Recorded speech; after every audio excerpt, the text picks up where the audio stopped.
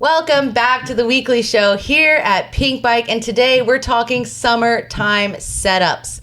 We've also got Mike Kazimer, who's going to join us for a segment of 2 minutes of tech, followed by some recreational wrecks. Unfortunately, we've got more of those. And we've got Matt Buren today. Hello, how are you? Sweet. Thanks for having me in. Of course. Well, let's get started. Matt, did you watch the World Cup downhill racing from last weekend? Yeah, you betcha. Leger, very exciting race, whether it's wet or dry. Hot track for the French. They were going to do well. And yeah, boy, if you tuned in, it was exciting. It was super exciting. Some of the biggest winning margins we've seen in like quite some time. But what did you make of the condition change? It was dry and dusty and gnarly for practice. Riders got used to that. And then race day, the rain comes. Yeah, so gnarly, like just to flip.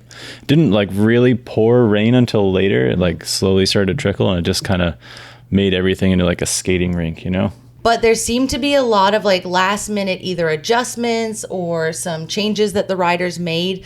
What did you notice out there? Because I noticed mostly visor extenders, which Henry loves visor extenders. They do work. Definitely lots of different goggle setups. You had the tear-offs, you had the roll-off system, extra fenders, rotor covers, even hand guards. Yeah, I saw Miriam Nicole was using the hand guards. She did have a bit of a hand injury, so it seemed like she was trying to protect it there, and then she did crash, unfortunately. And then the rotor guards, there were a couple of riders running those, and what's the theory behind that? Well, like, have you ever like ridden through a huge puddle and then go to grab your brakes? They don't really work instantly, and that's because they were probably hot as they're descending, and then they cool down and they need to heat up again before they start grabbing. So it's just to offer more consistency with the braking, try and keep the water off the brakes. Yeah. What other changes did we see out there? Because I was really watching the riders in the start gates, and it seemed like they all had a variety of rear tires, let's say. Yeah, I mean, that comes down to a personal preference and probably last minute choices. Like you said, I'm sure the mechanics were up there with a spare set of wheels. Maybe they went up with dries and then switched to wet, or maybe just one, like you said. But again, it comes down to personal preference, and like even if they had time to do that swap, that could have been a crunch time. Yeah, and also like it plays into your head a little bit. You have experience actually being in a World Cup downhill start gate and having that pressure of like, is everything ready? Did I make the right choice on my gear? How do you deal with something like that when you have a plan from race practice and qualies and semis, and then you just kind of have to like throw a wrench in it and send it? Yeah, I mean, racing, things can change so quickly. So for me, I would decide before I went up, because I didn't have a mechanic to take spare wheels. Yeah. So it was either wet or dry, and you decided the bottom. And yeah, if the weather comes in and you're stuck on dry tires, well, you just deal with it. You just adjust, and maybe it's not going to be your best race run, but sometimes consistency and taking it down a notch can pay off, and we saw that in the racing. A few people played it a little safer.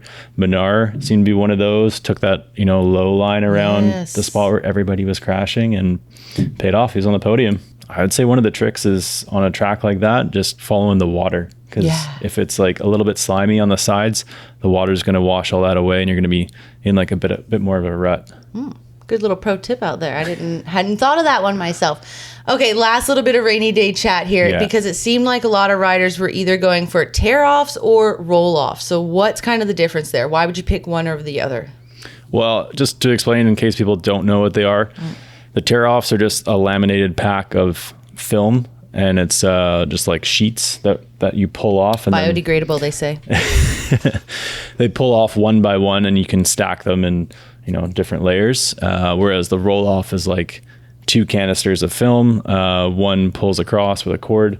That has like another sort of flap that covers the film roll, so that no water can actually get behind the plastic. Right. Whereas with the tear-offs, that can happen, and it makes like for a really funny look. Like, yeah, the tear-off is really good if it's muddy and you're just getting like flicked with mud. But when it's actively raining, you definitely want those roll-offs, because they're just, sort of like a gutter system where the water can't get behind the lens at all.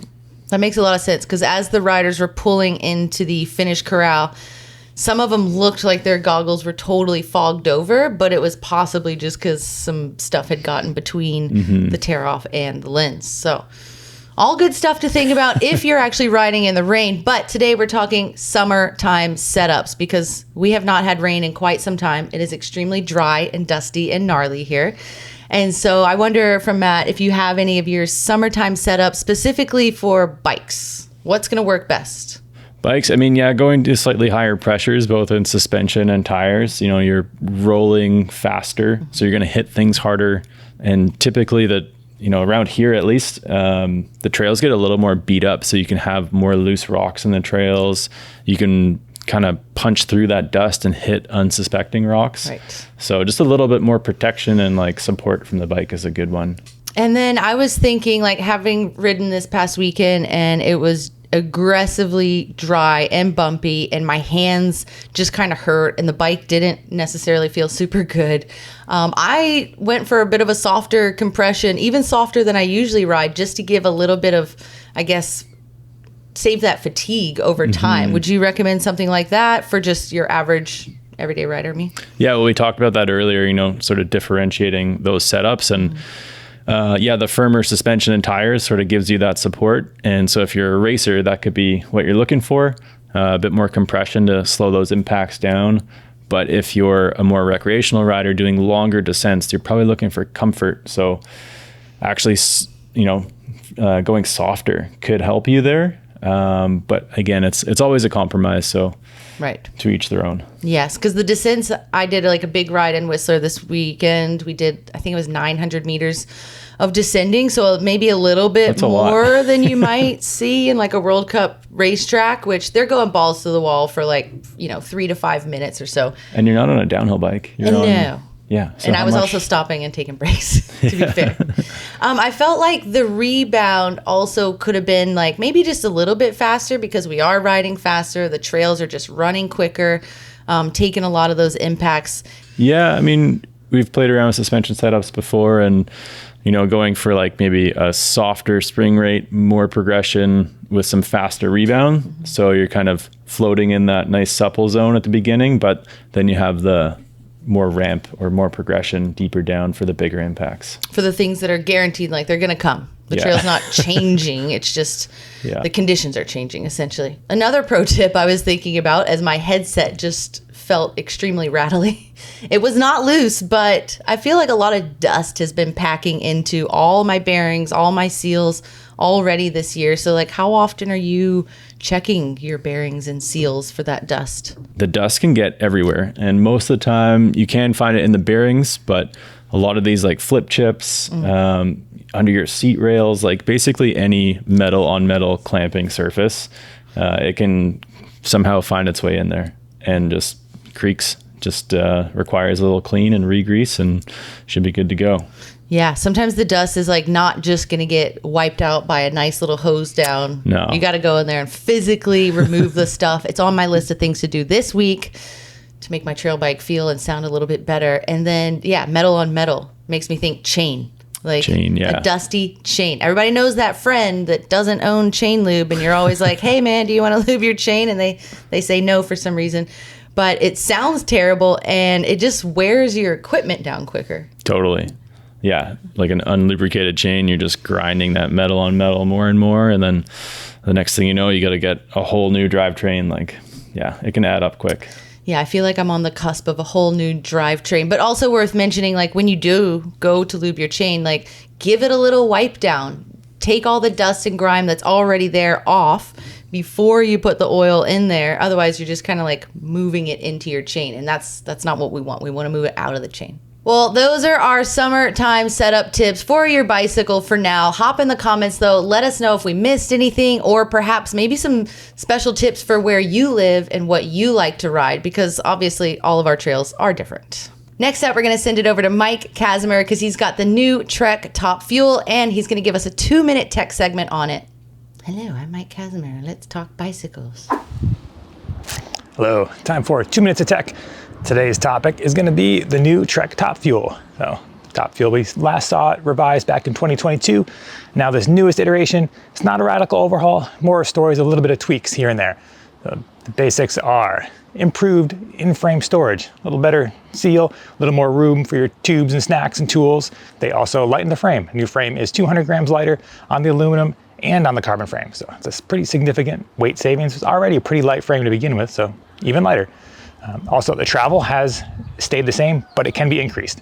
It can be now run with either 130 millimeters travel or 120 millimeters of rear travel, depending on the shock stroke length. The bike comes set up with 120 mils of travel and a 130 fork, but if you wanted, you can go 130, 140 fork, or stick with 120 and put a 120 fork if you wanted something a little bit more cross-country oriented. We've got improved dropper post insertion, so you can run a longer travel dropper post. And the final bit that we should talk about, chainstay length. They've got size-specific chainstay lengths for certain sizes. Not all of them, but the smaller 2 sizes, go like 435, and that goes up to 440, and then 445. So you get a little bit of variation there, just designed to kind of help improve the balance of the bike. There's aluminum models and carbon models, like I mentioned. Prices start around $2,700 for aluminum and around $6,500 for the carbon.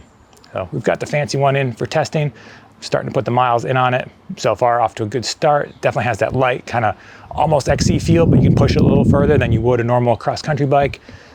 The level 4-piston brakes, I'm still not the biggest fan. If you get a really steep descents, we'll see if I end up swapping those out.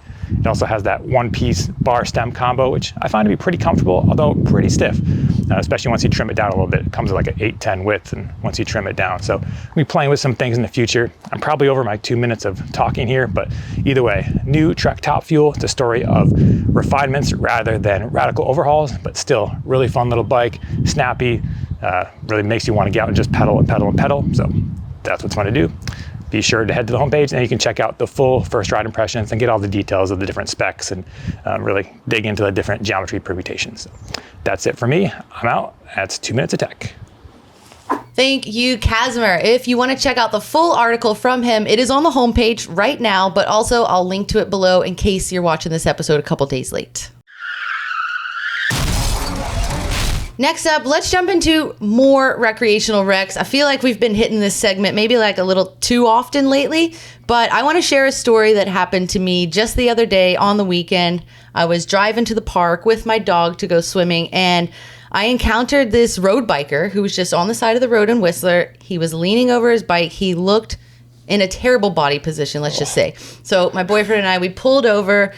We asked him if he needed help. And turns out this gentleman, his name was Antoine. That's all I know. He was in bad shape. Like, it was well over 30 degrees in Whistler that day, whatever that means in Fahrenheit. But it was hot. And he said that he had been riding 90 miles on the road bike that day. And he was just coming back into town. And he was certainly suffering heat exhaustion. I don't necessarily think it was heat stroke at that point, but he was looking like he was going to pass out on the side of the road. He was saying he felt super nauseous. So we swooped him up. Long story short, got him to the clinic. As soon as he sat down in the cold Whistler clinic, he just projectile vomited everywhere. And so I am super thankful that we got him to safety, and that we didn't let him convince us to just drop him off at his hotel, because that's what, sitting in the AC for a couple of minutes, he was like, I think I'm feeling better. I'll just go to my hotel. And we were like, nah, man, like, not on my watch. You're going to the clinic. Good it call. was super scary. Good call. Have you dealt with any like heat, exhaustion, strokey stuff? It was crazy hot this weekend. Yeah. Even back in the spring, a couple of years ago at an enduro race out in Chilliwack. Yeah, we were climbing up the road and passed some lady who was having a bad time, and she didn't know her name, and like we had to get her down to medical care because she had to get out of the sun, get some more electrolytes in her, recuperate, and yeah, that's nothing you can do on the side of the mountain. So no, look and after people. don't let them suffer or go home on their own. Yeah. I mean, there's the famous story of Tom Bradshaw, previous Pinkbike host. He literally got carted off the mountain with me. I think we were in Ainsa, Spain racing. He got carted off. He was like unconscious. Terrible, terrible time. And then I had a bad time in Italy a couple years ago as well. It was like one of the hottest summers on record. I was racing. I did an Antoine. I was projectile vomiting like profusely at the top of stage 2. And because I was already on top of the mountain, I was like, well, I got to do the stage. And then I did the stage, nearly passed out, went straight to the ambulance, and then they put an IV in me. And that was it. That was my race day done. But I learned a lot. And that was, even if you're experiencing heat exhaustion, and especially if you've never experienced it before, like, you really got to think about all the signs that you're encountering at the time. Like, is my heart rate up? Is my skin, hot and sweaty? Is it dry? Is your body like actually shutting down at this point? And so I have a couple of notes that I pulled off the internet because I am not an expert on this. Perhaps somebody in the comment section is, and you can let us know more. But basically, maybe Matt, you can read us through the heat exhaustion symptoms just real quick for the viewers at home. Yeah, so heat exhaustion, not heat stroke. The first one, just general weakness. We've all been there. Yeah. Increased heavy sweating. So you're losing a lot of water. You're losing a lot of salt. A weak but faster pulse or heart rate. Nausea and vomiting, you experienced that yourself. And poor Antoine, luckily didn't happen to your truck. And then possible fainting. So you said he had to sit down. He kind of like slumped over when he got to the hospital, right? Yeah. And then pale, cold, clammy skin. You also mentioned that one. Yeah. So he's definitely in that zone. Moving on to heat stroke. There's definitely some more serious signs that you're going to notice in a person experiencing that. Yeah, heat stroke. Some of the main ones were elevated body temperature above 104 degrees Fahrenheit, rapid and strong pulse or heart rate, loss or change of consciousness, super scary, and then red hot, dry, or moist skin. So I think it goes from one to the other. Like when your body's properly going into the shutdown stage, you stop sweating, like there's no more to give, and you're just going full on save the organs. So keep that in mind. Last weekly show, we talked a lot about first aid stuff. I think this is good information to keep in your back pocket when you're talking first aid as we get into the hot summer times. And, we're not doing $25 challenge today, but I brought some items that would happily fit into that category because these are important for me, especially in the summer. So we've got hydration tablets. Like Matt said earlier, we're sweating profusely and losing a lot of salt. So not only should we be pre-hydrating before our big rides and big efforts, but definitely something like this during your ride because water is just not going to cut it. No. What Antoine was spewing out there was clear liquid. And so I imagine he was just chugging water, trying to get his body temperature down. But water alone, not going to cut it. And then this little number, I love this. It's literally just a ski strap. It's like maybe $5. But because I overheat in the summer and I've just accepted it, backpacks for me are really hard on big, long rides because you can't cool down off the back. And then I actually take my knee pads off. This weekend, I was riding with my water filter because I knew I needed more water than I could carry on my bike. So I had my knee pads and my water filter just strapped to my handlebar, get to the top of the climb, put it on, happy days. But I feel like that really saved me. Yeah. You ever use these little numbers? Definitely, 100%. Yeah, another one that I could add to, but I don't have with me, would be a hat. Just like one of those, nice, maybe like a trail running hat, something super small. You can even fit in bike short pockets. And then sunglasses. I see a lot of people out on the trail without any eyewear, which is, whatever personal preference. Maybe you sweat a lot. But if you're above the tree line or there are no trees around, you want to protect your eyes too.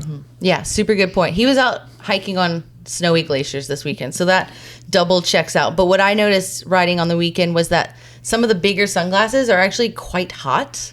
And so I would take them off when I was in the shades climbing single track. And then, when I got back into the sunnier sections, I'd put them back on. But I felt like they were pretty hot and not getting air to the face. Yeah. So definitely something to consider.